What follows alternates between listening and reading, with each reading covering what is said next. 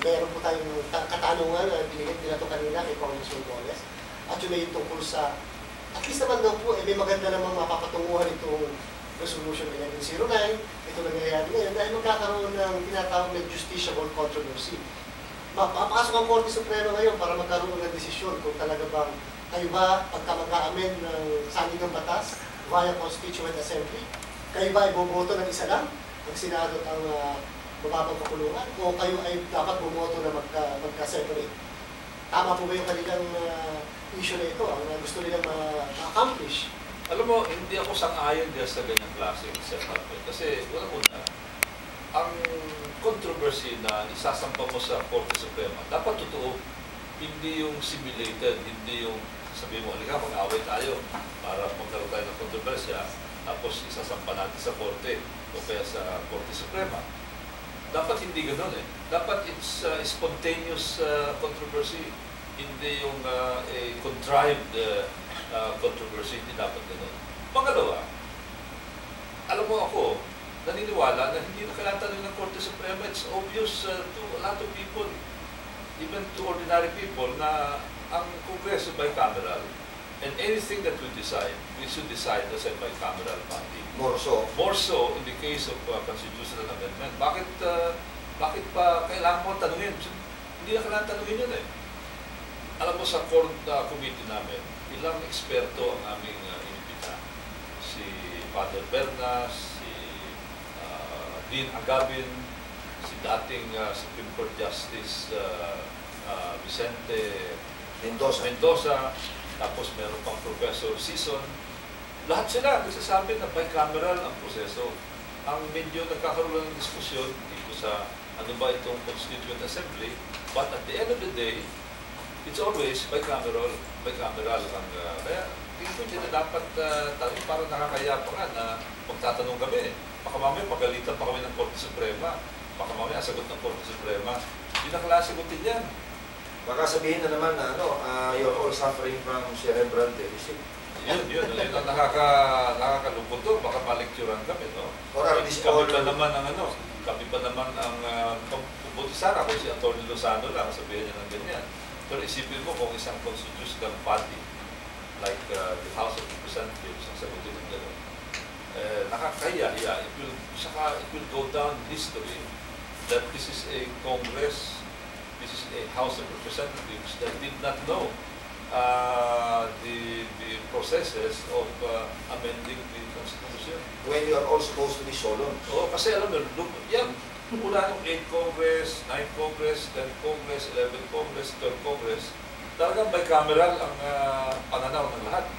Kaya lang, biglang somebody from out of the blue picked up this idea. Teka muna, baka pwede na we can swamp the Senate with an overwhelming number from the House so that the House alone can constitute the 3/4 votes requirement.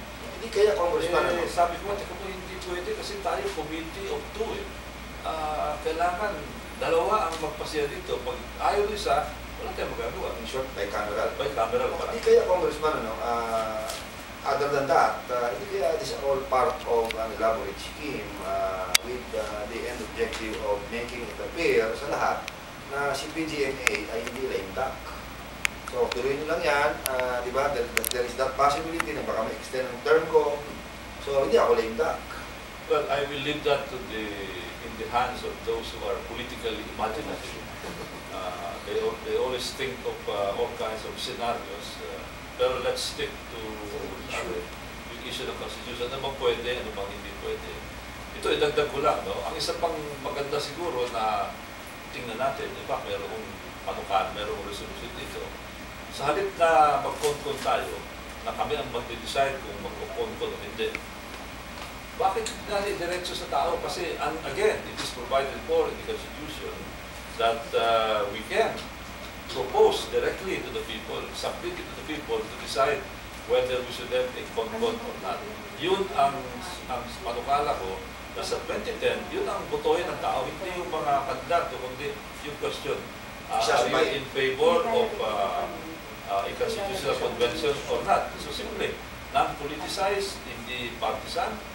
Pag sinabi ng tao na ayaw nila, at sa akin pala na, sa ngayon, there's no clamor. There is no groundswell. Nag-iikot ako. Ako ang congressman na lakad ng lakad. Wala pa ako nasalubong na isang constituent na nagsasabi, Congressman, pwede po ba ma-amenda na natin ang Constitution? Kailangan natin. Wala, not a single soul has approached me. And therefore, wala pa, yung pinag-uusapan yung mode dyan. Pag-uusapan na yung tubig, yung bukay, yung kailangan na ng Maynilad, kailangan nila ng gamot, kailangan nila ng ayusan infrastructure, education system, science, employment, but not a single soul has approached me.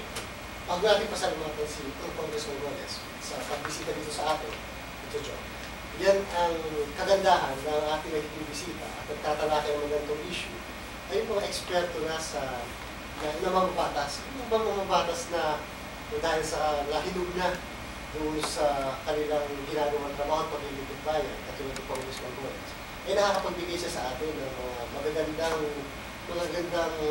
pananalita at nadidiscuss ng malalim ang issue, hindi mababaw na issue na discussion naman. Kaya nagpapasalamat po kami sa inyo, Congressman Robles, sa pagbisita niyo po sa amin dito sa ProWatch. Huwag po sana kayong magsasawa na maimbitahan po muli namin sana kayo sa mga darating na panahon. Ako po yung nagpapasalamat din at sa malaking karangalan para sa akin ang maimbita dito sa isang napakamaselang issue. Salamat po. Thank you, Congressman. Thank you. Wala ba siyang parting? Bakit po? Eh? Kaya nga kasi. Hindi, ilan po muna naman yun. Bago natin ikat po. Parting words. Tingnan yung sasabihin ko, Rap. Ikaw na magbigay ng party. Ikaw na magbigay ng party. Anyway, ganun naman. Sir Johnson yun. Wala, sabi ko. Parting words. Banggitin niyo po any parting words, Congressman, Sabihin ko na before we end our program. advice or anong pwede niyo masabi po for the coming election. Kokonas. Batas na lang para Batas na lang. imbitahan natin si Sir later. Pagkatapos po ng Senatorial na. Senatorial. pagkatapos po ng parting words niya, saluhin niyo po for going to the meron pa kasi tayong extra sa ka-editorial. Pero, thank you, guys. Stand by. Sir Jocas. Go na.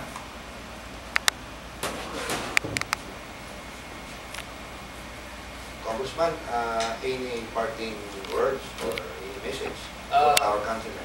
Salamat po. Tungkol po sa issue ng CONAS, nais ko sabihin sa inyo na kami na sumasalungat dito sa Kamara ng Representante, napakalit na grupo. Pero lahat po ay gagawin namin para ito ay mapigilan. At alam namin na kahit na malit kami, malaki naman ang puwersa namin